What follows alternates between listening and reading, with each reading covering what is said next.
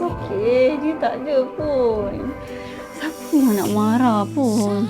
Tapi Je, come on.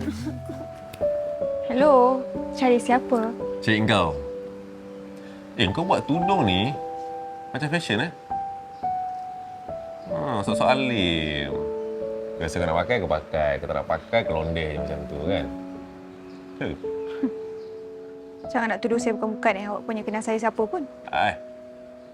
Lantaklah aku kenal kau tak kenal. Orang tak penting. Tapi aku tahu kau kenal abang aku. So, that's why aku datang sini sebab aku nak warning kau.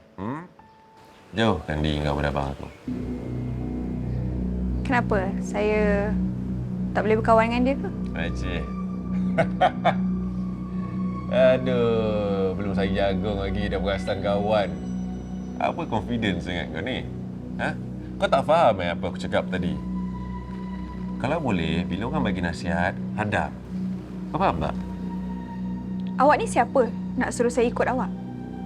Awak ni bukan siapa-siapa pun dalam hidup saya.